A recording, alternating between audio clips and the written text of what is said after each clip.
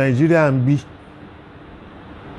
marja'u dini akramakumullah òun ni markazi ń jẹ́ ó fẹ́ ó kọ́ ó gbọ́dọ̀ jẹ́ marja'u dini ègùn máyọ̀bẹ̀ owó sì fẹ́ lọ́bẹ̀ tẹ́lẹ̀ kò fẹ́ lọ wá rán ní pé òun lọ́bẹ̀ lọ bá mọ́bẹ̀. adá ọpẹ́ ní ọ̀dọ̀ Ọlọ́run àtọrọ ìkẹ́gẹ́ fún Ànábì wa Muhammad sallallahu alayhi wa sallam àlékún kí àlékún gẹ̀ tó bá ti ń bá Ànábì wa Muhammad kó máa bá wọn ará ilé Ànábì wa Muhammad tó fi dọ́dọ̀ àwọn sahaba Ànábì wa Muhammad àti àwọn tabi'un àti àwọn atba'u tabi'in tó fi dórí bàbá Maulana Sheikh Adam Abdullah Al-Ilory àlékún gẹ̀ kó máa bá bàbá onímímọ̀ kárí ayé àti àwọn arúgbó méjèèjì tí wọ́n ṣe mímọ̀ kalẹ̀ àti àwọn alfa tí àwọn bàbá Maulana Sheikh Adam ṣàǹfààní lára wọn àti gbogbo àwọn akéwúre tí wọ́n ti lọ lójú ọ̀nà Islam kọ́nà kó bá kí ogun alápapọ̀ kí ọ̀rọ̀ kí ó járí bàbá Maulana Mudirul Markaz pé gbogbo ayé ti jókòó wọ́n fẹ́ gbóhùn sálámà Isa akramakumullah. Assalamu alaikum wa rahmatullahi wa barakatuh. Wa alaikum assalam wa rahmatullahi wa barakatuh. Babalagege ní àwọn yàndá fún ọmọ àwọn al-muhaddith káwọn náà kí wọ́n sálámà sí gbogbo ayé. Assalamu alaikum wa rahmatullahi wa barakatuh. Wa alaikum assalam wa rahmatullahi wa barakatuh. Tí a bá ti jókòó báyìí tí bàbá Babalagege ibi ẹ̀kọ́ tí wọ́n kọ́ wa ní gbogbo ìgbà lórí madil markaz hadiruhu wa mustaqbaluhu ibẹ̀ ni a wà. Bàbá tí wọ́n kọ́ wa ní ẹ̀kọ́ dé orí kùsù kí ni markaz, báwo ni markaz ṣe rí ní àná, báwo ló ṣe rí ní òní. Babalagege tòní àwọn ni wọ́n ń ṣàkálà iṣẹ́ tòní kẹ́bí wọ́n ṣe jogún iṣẹ́ yẹn lánàá. Ibi tí bàbá fẹ́ lọ fún wa láàárọ̀ ìwọ̀n náà ni pé markaz báwo ló ṣe rí ní Nàìjíríà, iṣẹ́ kí ló ń ṣe akramakumullah. Alhamdulillah wassalatu wassalamu ala ashrafi rusulillah sayyidina Muhammad bin Abdullah wa ala alihi wa sahbihi wa man ittaba'a sunnatahu ila an yaritha Allahu al-arda wa man 'alayha wa huwa khairul warithin. Markazi bí a ti ṣe mọ̀ ó dẹ̀ ṣe ti produce akramakumullah àwọn onímímọ̀ akramakumullah ayé yóò máa jẹ́ marja'u akramakumullah dini gbogbo ọ̀rọ̀ tó bá ti sọpọ̀ marja'u bẹ́ẹ̀ ni marja'u dini ní ilẹ̀ Yorùbá.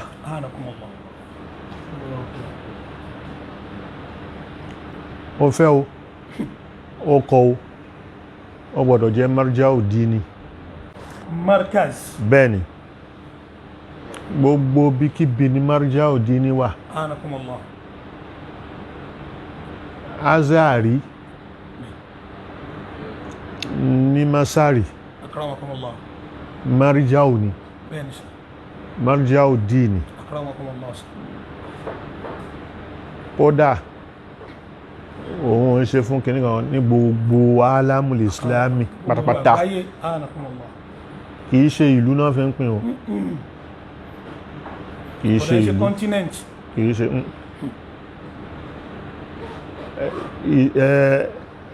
Saudi anakumullah kìí ṣe marja'u dini kíbùlà wa ló wà ń bẹ̀ akramakumullah so kíbùlà tá ń kọjú sí ibẹ̀ ni Kaaba wà bẹ́ẹ̀ni sá ibẹ̀ láti ń ṣe hajj. Allahu akbar bọ́tán bá fẹ́ sọ̀rọ̀ ẹ̀sìn ó láwọn tí wọ́n máa kọjú sí. akramakumullah sá òótọ́ Hijaz ló ń jẹ́ kó tó di pé ó di Saudi. akramakumullah sá Hijaz l'Ànábì lò tán bá jí òkú dìde nìsín náà tán Ànábì bá dìde nìsín náà máa rí pé Saudi alóhùn mọ̀ kan tó ń jẹ́ bẹ́ẹ̀. bẹ́ẹ̀ làwọn sàábé 1928 ní Saudi bẹ̀rẹ̀. orúkọ yẹn. bẹ́ẹ̀ ni. akramakumullah. so ìyẹn ká máa fà lórí. so àwọn tí ó mọ̀ tó ń jẹ́ marja'u dini ni wọ́n máa sọ pé wọ́n iṣẹ́ bẹ́ẹ̀ ń Saudi wọ́n iṣẹ́ bẹ́ẹ̀ ń bo Saudi ó yàtọ̀ sí Nàìjíríà. Saudi ó yàtọ̀ sí Nàìjíríà. ìyẹn ni. so nǹkan tó nínú Nàìjíríà ń bí marja'u dini òun ni markazi ń jẹ́ fún iṣẹ́ tí Nàìjíríà ló didi. so wọ́n máa pè àwọn ilẹ̀ Haúsá wọ́n wí pé kíní wọ́n ní inú Nàìjíríà làwọn náà bá ṣe jìnnà síra wa yóò ní kíní lọ́dọ̀ wọn lọ́dọ̀ wa ń bí wípé àwọn náà a lè foríkorí so tá bá fẹ́ sọ̀rọ̀ Nàìjíríà papọ̀ but tá bá ń sọ̀rọ̀ ìkìlìm ìpínlẹ̀ wa lé ní Nàìjíríà yìí Western region markazi ni bó ṣe rí nìyẹn. a nípìn nínú Nàìjíríà ilẹ̀ Yorùbá ọ̀dọ̀ wa gangan ló wá kó sí. bẹ́ẹ̀ni. ọ̀rọ̀ ẹ̀sìn yìí ó ti wá dé oríkùsù wípé Sharia Court Nàìjíríà bí akmaliha káwá múlẹ̀ Yorùbá ní jùsí ìyà lára Nàìjíríà kí ni markazi fi wò kí lójú ẹ̀sìn fi wò torí tí markazi ò bá ti sọ̀rọ̀ yìí ayé ò tí gbọ́. akramakumullah. minzoru ta fi ń wo nǹkan ọ̀tọ̀ọ̀tọ̀ ni. èyàn ó wo lẹ́bù yóò wo lọ́tún yóò wo lósì yóò wo níbù kò lóòró kò tó dájọ́ kì í ṣe pé minzoru kan ṣo péré lèyàn máa fi wo nǹkan. èyàn ní fojú kan wo ọ̀rọ̀ kó wá sọ pé ó ti rí tán. rárá òun ló kéwú fún pé Nàìjíríà lápapọ̀ a bá ń sọ̀rọ̀ Sharia ó ti bá àwọn nǹkan rẹ̀ ká tó bẹ̀rẹ̀ ìṣèlú àbí ká tó bẹ̀rẹ̀ ètò a máa ṣèlú kí politics tó dé kóyìnbó gan tó dé. Allahu Akbar. Ní Sharia ti wà. làwọn kan ti ń practice ẹ̀. à ń practice ẹ̀ nílẹ̀ Yorùbá kò lágbára ní gbogbo ilẹ̀ Haúsá Sharia òní ńgbàtí ta fẹ́ ṣòfin constitution recognize ẹ̀ lọ́dọ̀ wọn ìpè Sharia wà. ìyẹn tó jẹ́ òfin bá a ṣe ń ṣèlú constitution. constitution òfin ta fi ń ṣèlú nínú ìwé òfin wa ó mention wípé constitution mention wípé Nigeria ò ní northern part of Nigeria wọ́n ń ṣe Sharia. ó ti láyè nínú ìwé òfin ìlú wa. bẹ́ẹ̀ni. so ti ní ilẹ̀ Yorùbá Sharia ti lè wà tí wọ́n ń practice kéékèèké àmọ́ ìjọba kò recognize ẹ̀. kò wà documented nínú constitution. bẹ́ẹ̀ni. so lára bẹ́ẹ̀ yẹn wọ́n gbé customary court kalẹ̀ torí nǹkan tó papọ̀ ní gbogbo ilẹ̀ Yorùbá yìí ẹ̀sìn Christianity wà ẹ̀sìn àbáláyé olóòṣà bíbá kan ó wà Islam náà wà. àwọn kan wá wà àwọn àṣì kankan rárá. tí wọ́n ṣe ẹ̀sìn kankan kò mọ mọ́sálásí kò mọ ṣọ́ọ̀ṣì kò gbà ìpọ́lọ́hún wà. Now àwọn yẹn wọ́n rí dìímúlẹ̀ gbogbo èyí tí mo wí Christianity rí dìímúlẹ̀ ní south west yìí olóòṣà orí dìímúlẹ̀ ní south west yìí Islam orí dìímúlẹ̀ ní south west yìí so ẹ̀sìn mẹ́tẹ̀ẹ̀ta yìí kò rí bẹ́ẹ̀ nílẹ̀ Haúsá àìrí bẹ́ẹ̀ kò jẹ́ kí ìjọba gba ṣẹ̀ríà yẹn completely bí wọ́n ṣe ṣe nílẹ̀ Haúsá ó já sí pé wọ́n lo ṣẹ̀ríà mùsùlùmí à ń lo ṣẹ̀ríà lọ́dọ̀ ara wa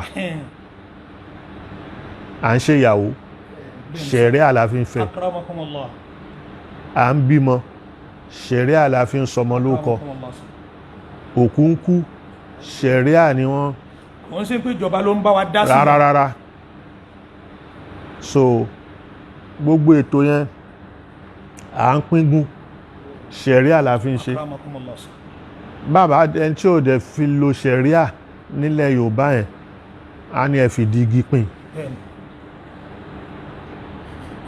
ìtàbáláyé nù àbáláyé nìyẹn so eléyìí à ń lò bẹ́ẹ̀ bá a ṣe wá ń lò yìí ní customary court wà customary court yẹn àwọn èèyàn mẹ́tẹ̀ẹ̀ta yìí wọ́n á pe àáfàá síbẹ̀ wọ́n á pe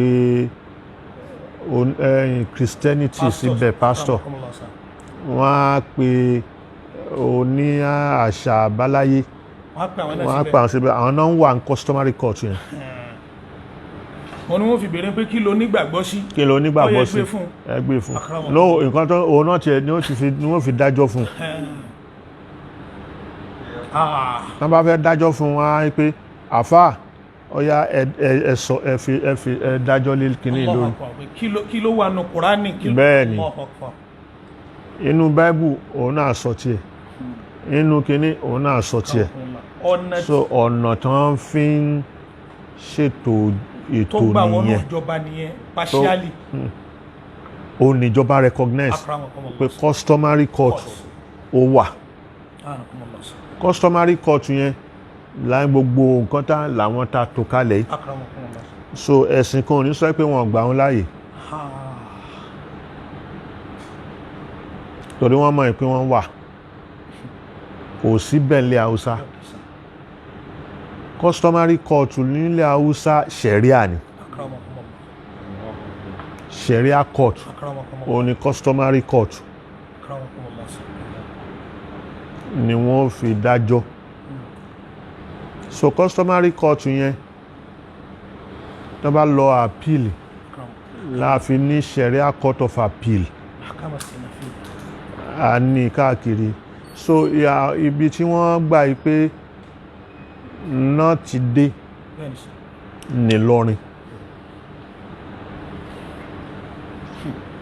Ìlọrin náà gbà pé kóòtù dé wọ́n gbà pé náà ti dé so Ìlọrin yẹn ẹ rí gbogbo ohun tí mo wí ẹ ní rí customary court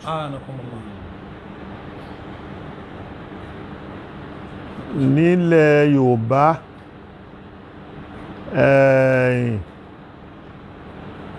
lọ́yọ̀ọ́ ní Ọ̀ṣun ní Ògùn ẹ bá customary court tó yẹ pé àwọn mẹ́tẹ̀ẹ̀ta yìí òun ni but nǹkan tó ń ṣẹlẹ̀ ní pé àwọn tó ń béèrè fún ṣẹ̀ríà yìí kò ṣẹ̀ṣẹ̀ bẹ̀rẹ̀ ní 1978 tí wọ́n fẹ́ draft constitution fún 79 sí ìjọba Ọbásanjọ́ tó fẹ́ gbé ìjọba kalẹ̀ fún tá fẹ́ ṣe Second Republic.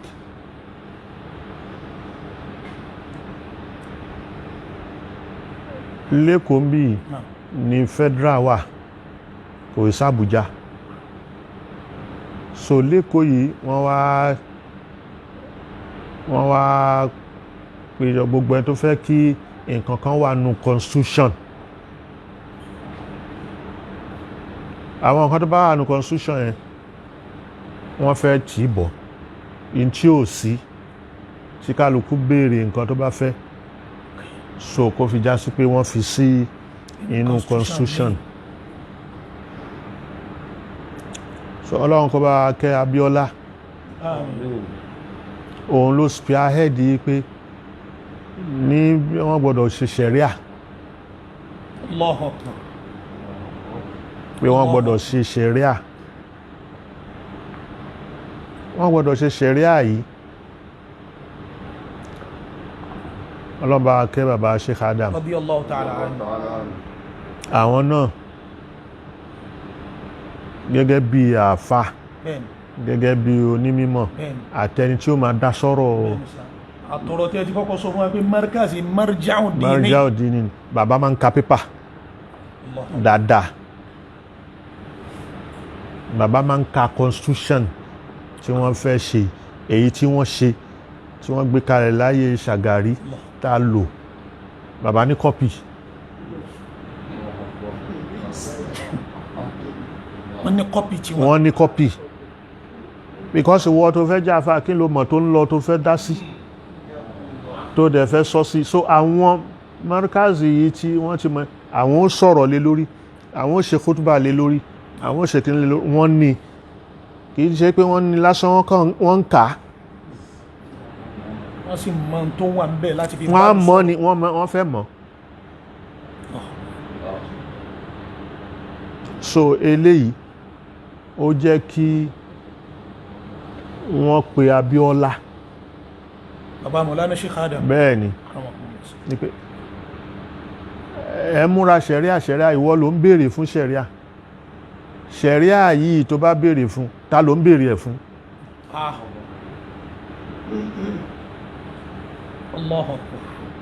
Ta ló ń béèrè fún.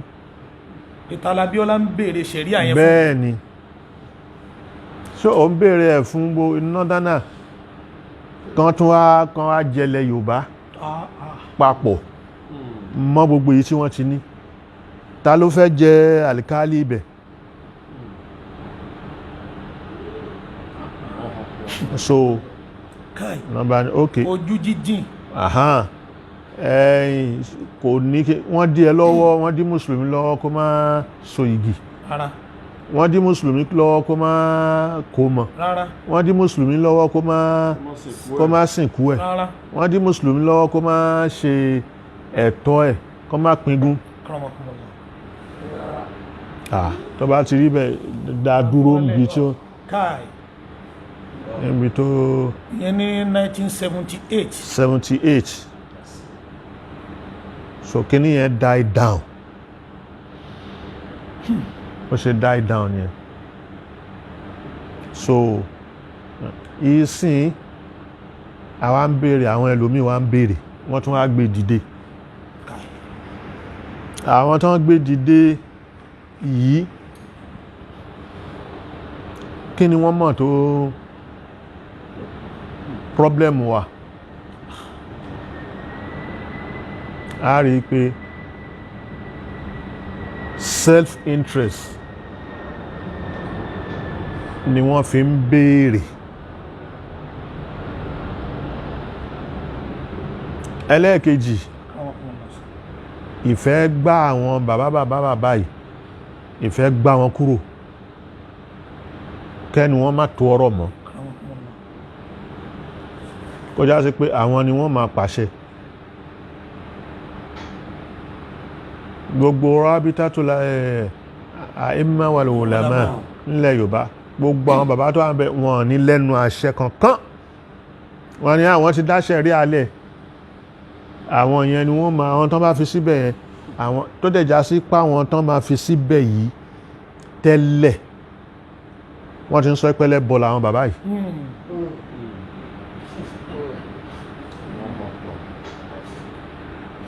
ó di méjì sà. ó di méjì àwọn nǹkan tó wà lábẹ́ ni. Now constitution Nigeria ó recognize constitution ó recognize but ó mọ̀ ọ̀tọ̀ ni ó recognize ọ̀tọ̀ ni ó mọ̀ ó mọ̀ pé mùsùlùmí wà ní Nigeria ó mọ̀ pé ẹlẹ́sìn míì wà ó mọ̀ pé Christianity wà ó mọ̀ pé gbogbo àwọn oníkíní ó mọ̀ but kò recognize wọn. àmọ́ kò dí wọn lọ́wọ́ láti ṣe ẹ̀. jẹ́ ń délẹ̀ máa tẹ̀lé mi bí n ṣe bá ṣe ń lọ yìí ó mọ̀ wípé wọ́n wà but kò recognize wọn. ìdí tí mo fi mọ̀ pé ìdí tí mo fi sọ bẹ́ẹ̀ ni pé tá bá wo kinní kan ọ̀pọ̀lọpọ̀ ò mọ̀ ọ̀tọ̀ ni democracy àpèjúwe mo mú wá mo fẹ́ mú wá ọ̀tọ̀ ni democracy ọ̀tọ̀ ni anarchy ọ̀tọ̀ ni monarchy ọ̀tọ̀ ni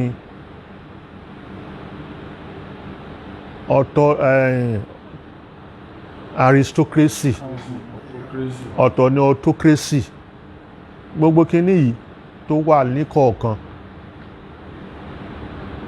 ọ̀pọ̀lọpọ̀ yàtọ̀ sẹ́ni tó bá lọ kọ́ tó specialize tó yẹ pé field ẹ̀ ni tó yẹ pé speciality ẹ̀ ni àwọn nǹkan wọ̀nyẹn ló máa mọ̀ yàtọ̀ àwọn mustolahati wọ̀nyí ẹni tí ó lọ kọ́ kíníkan tó ń gbọ́ bóyá nu pépà ló ti ń kà bí ó ń gbọ́ tí wọ́n ń wí tó yẹ pé ọ̀tọ̀ ni nǹkan tó kọ́ ìlọ yunifásitì ẹ̀ kò sọ pé ó mọ̀ ó gẹ́ni nǹkan míì ló mọ̀ ìyẹn mo fẹ́ fi ṣàpèjúwe kalẹ̀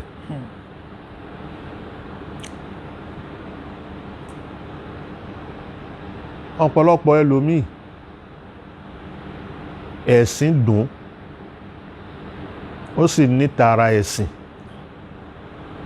àmọ́ kò kọ́ ń pa ẹ̀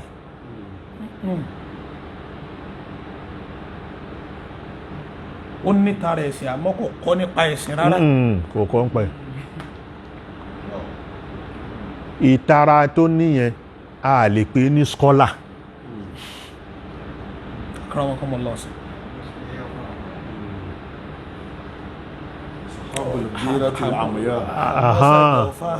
so jawfa ni èyàn wá lè sọ pé alimun àbí ó lè pè ní mutadayyin ṣùgbọ́n kì í ṣe alimun biddin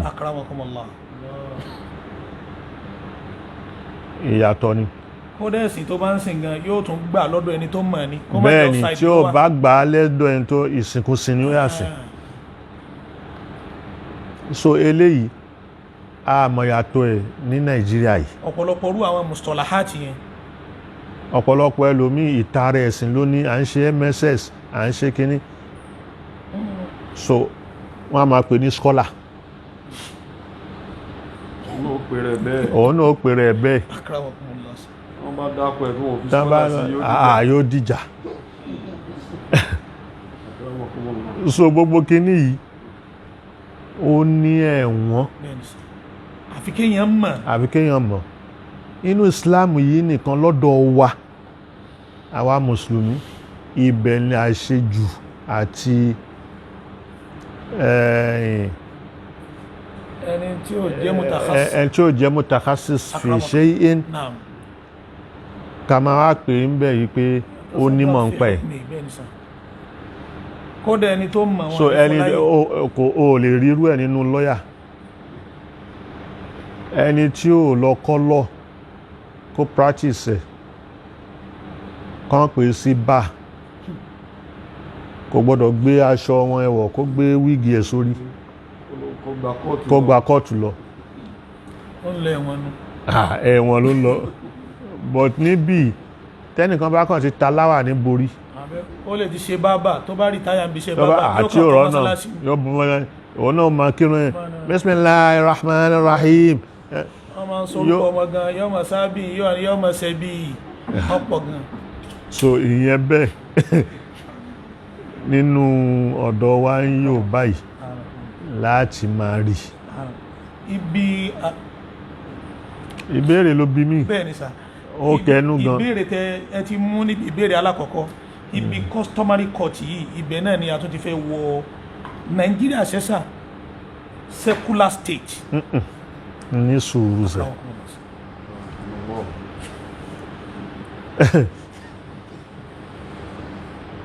ọmọ fi ní pé kò ní sùúrù gbogbo tí mo sọ kalẹ̀ mo pàtẹ mo kọ̀dìmát fún ọ̀rọ̀ yìí mo tẹ́ni fún ni ní pé nígbà tọ́rọ̀ yìí wá ṣẹlẹ̀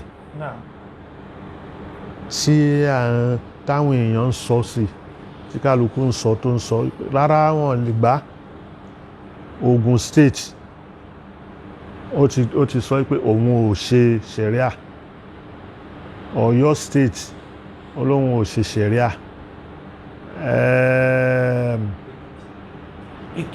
Èkìtì gbogbo Ondo State gbogbo wọn ṣé kò sí mùsùlùmí bẹ́ẹ̀ Allah mùsùlùmí wà wọ́n ń bímọ wọ́n ń kó mọ wọ́n ń ṣe gbogbo ẹ̀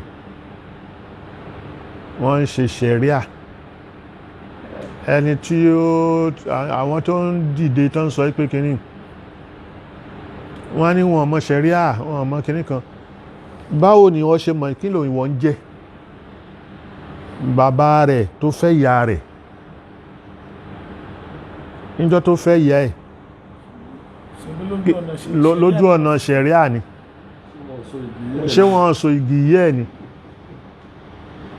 àwọn tó bá jẹ́ tó ń jẹ́ àbúdó kìíní kan ṣé ẹ̀yìn wọn sorúkọ ẹ̀ níjọ́ súná ni wọ́n pẹ́ràn so kan sọ bẹ́ẹ̀ yìí pé ìyá àwọn bàbá àwọn wọn fẹ́ra wọn lọ́nà ṣẹ̀ríà ibẹ̀ yẹn àwa mọ̀ pé ọmọ tó ṣe òun ló gbé ṣẹ̀ríà wá tó fẹ́ fi kọ́ bàbá ẹ̀ àti màmá ẹ̀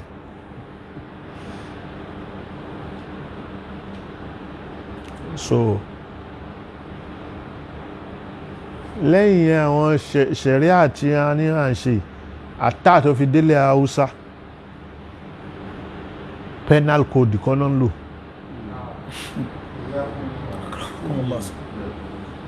penal code kọ́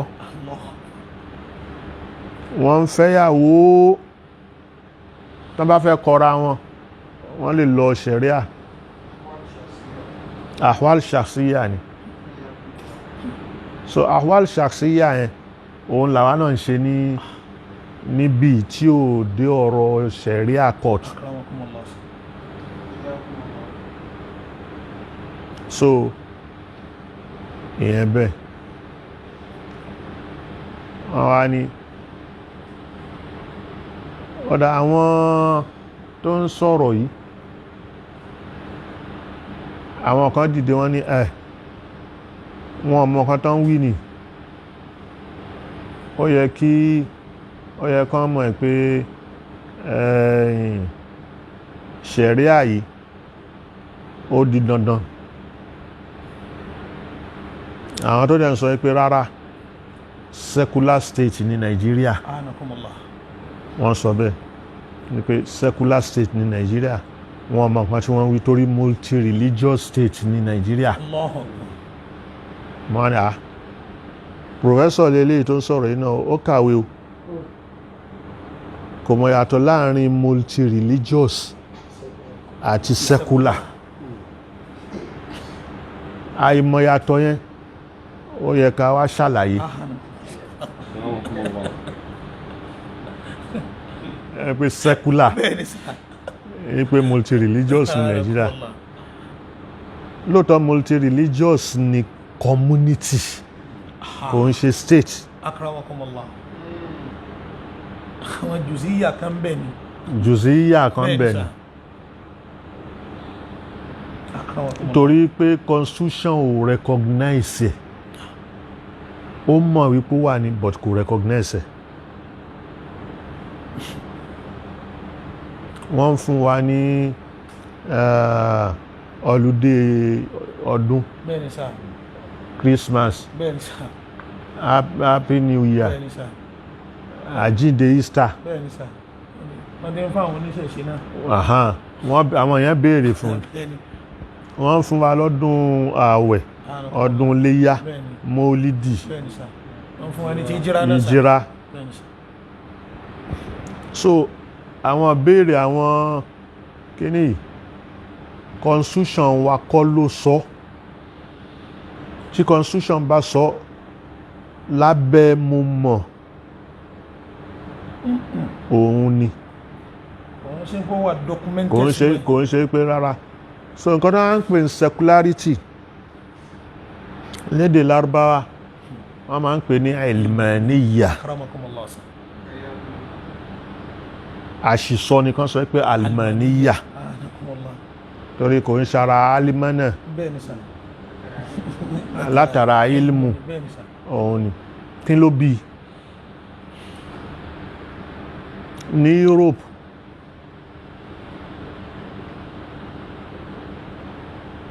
ní ayé ìgbà tí chọ́ọ̀chì ló ń darí gbogbo nǹkan. Church dẹ̀rí òun ló ń ṣètò wọ́n bá fẹ́ fi pope jẹ àtọ́ bá fẹ́ fi emperor Rome tọ́ bá fẹ́ fi jẹ pope ni ó dáwọ́lé lórí. Pope ó lè yọ emperor ó lè fi emperor sí.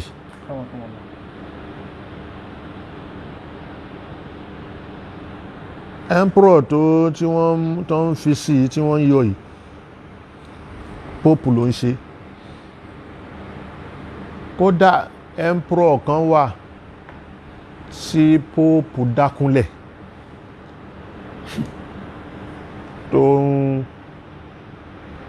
tó wà lẹ́nu kíní tí ò dìde ńlẹ̀. So kíní yẹn ó wá pọ̀ àwọn scientists wá dìde bàtàwọn scientists dìde àwọn scientists yẹn ló wá sọ pé no ìmọ̀ òun ni ìmọ̀ science lọ́dọ̀ ìmọ̀ ló borí gbogbo nǹkan. Àsìkò gbà ní kò bá ní kò ló bọ́ta. Ẹni tó bá ti sọ̀rọ̀ tẹ́lẹ̀tẹ́lẹ̀ tó bá ti sọ̀rọ̀ tó tako nǹkan tí wọ́n mọ̀ nínú Bible àbí táwọn ní kíní sọ wọ́n dákúnlẹ̀ ni pẹ̀lú ìmọ̀ tó gbé jáde ẹ̀. So kò bá ní kò ó wà nú ẹni tí wọ́n face débi nítorí pé ó sọ yí pé ilẹ̀ ń yípo yí pé dawaranul ard haula shams tí kò bá ní kò sọ òun ló kó bá wọ́n kàn lágbélébù ni.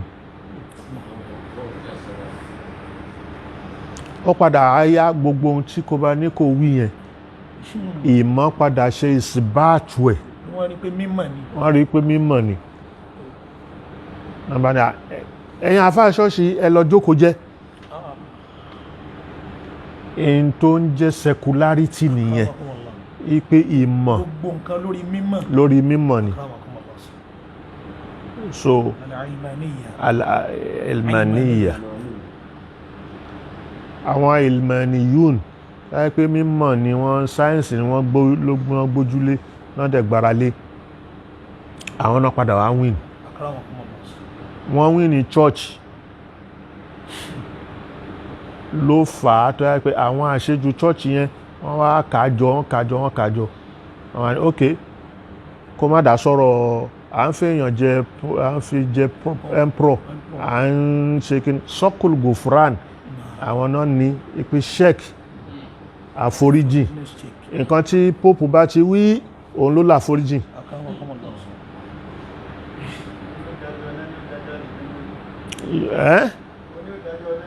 Àhán ni òun ni ìpè àárẹ̀ ọ̀rọ̀ ẹni náà ni ọya ẹ lọ jù síná kìíní ni ẹ lọ òun ni wọ́n sọ́nà àfi ní ẹ jẹ́ kó jókòó wọn jẹ́ Vatican yẹn nínú Italy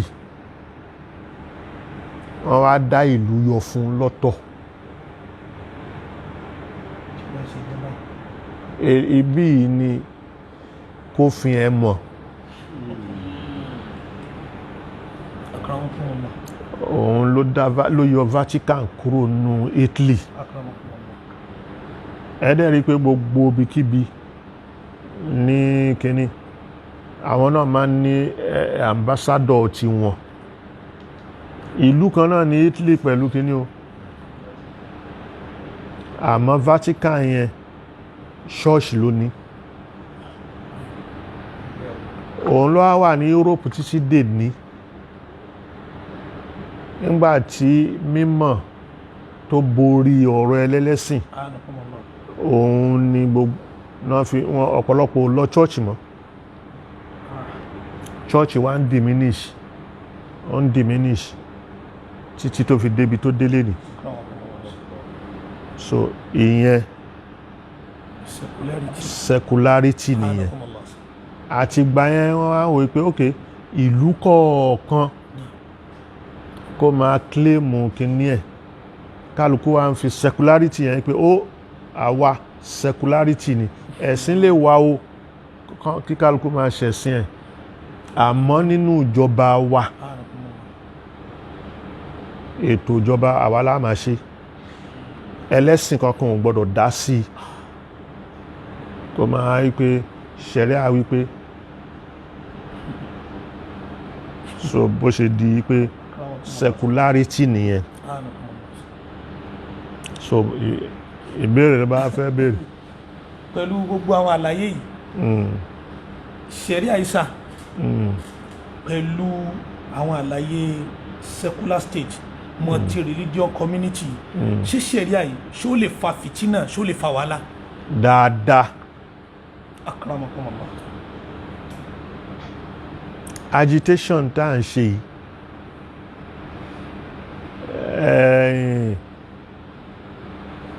kí ni. n tá n lérò. ègún máyọ̀bẹ ọ̀bẹ wà lápò ẹ̀ tẹ́lẹ̀. àwa lára létí òun kò rántí pé òun lọ́bẹ lápò ó sì ń jà ẹ wá ní pé ègún máyọ̀bẹ owó òsì fẹ́ lọ́bẹ tẹ́lẹ̀ kò fẹ́ lọ wá rántí pé òun lọ́bẹ ló bá mọ́bẹ láti fi gbèjà rẹ̀ so ègún máyọ̀bẹ nìyẹn. àbáwo tí wọ́n bá tẹ̀lé ẹni tí mò ń sọ yìí èèyàn á wò pé àwa mùsùlùmí fìtínà tá ń dálẹ̀ pọ̀ fìtínà tá ń dálẹ̀ mo fẹ́ mú alápèjúwe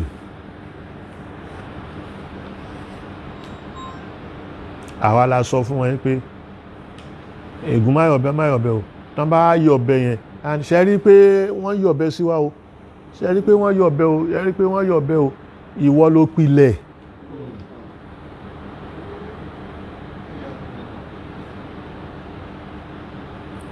wípé omi àlàáfíà tó tòrò yìí tó tòrò ká má ru ẹ bá ti ru ẹlòmí ò béèrè tiẹ̀ lápèjúwe kálukú ń lọ sí skul tẹ́lẹ̀ ó jọ ọmọ olóòṣà ni o, ó jọ ọmọ kírísítẹ́nì ni o, ó jọ ọmọ mùsùlùmí ni o, wọ́n béèrè nǹkan kan. Ìjọ tí a ti ní pé ìjáàb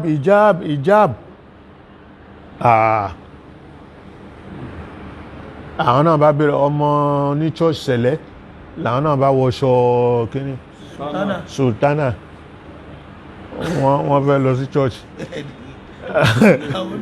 lọ́mọléèwé. So nǹkan yẹn ìtìrọ̀bátì ni tàdọ́rùbò oríṣiríṣi ó ṣẹlẹ̀. Orí ọmọ oníṣẹ̀ṣe nísìn yóò mú kíní lọ skúl tí tíṣà bá fẹ́ nà ó lè ná ní nǹkan mí. Ṣé skúl yẹn? Ọ̀nà tíṣà lánàá wó. So anarchy là ń practice yẹn àbí ètò. So mo mú yẹn wá lápèjúwe. Ṣẹ̀ríà àlàáfíà ni ṣẹ̀ríà àmọ́ ká béèrè ẹ̀ nírú hálà yìí yóò dá fìtínà kalẹ̀ yányán. Ṣá ń ṣe ṣẹ̀ríà bá ṣe? À ń ṣe sá. Khalas. Kí kálukú gba tító pẹ̀lú bó ṣe ń ṣe lọ́dọ̀ ààrẹ. Ẹnìkan ò kọ díẹ̀ wípé kẹ má lọ ṣe súnà. Kò sí ní dọjọ́ léyá nísìn kí ìjọba ní ẹ gbọ́dọ̀ ṣe léyá lọ́dún yìí o. Rárá. So kí ni pọ́blẹ́mù? Inú Lagos State táwa wà yìí ẹgbẹ́ markaz marja'un dini kí ni ìhà tí Lagos State gan tó ń kọ́ sí kíní ṣé wọn náà jẹ́ ìyàwó state tán àwọn fẹ́. Èyí tí mo mọ̀ ní pé Lagos State ò tiẹ̀ join kankan. Kò join kankan. Àwọn ò ní ṣẹ̀ríà àwọn ò ṣe. Kò dẹ́ ń ṣe pé wọ́n ṣe ṣẹ̀ríà nù Lagos State. Ní ti markaz wa. Mùsùlùmí ní tẹ́. Bẹ́ẹ̀ ni sà. Bẹ́ẹ̀ ni. Ṣẹ̀ríà ọlọ́dún wa.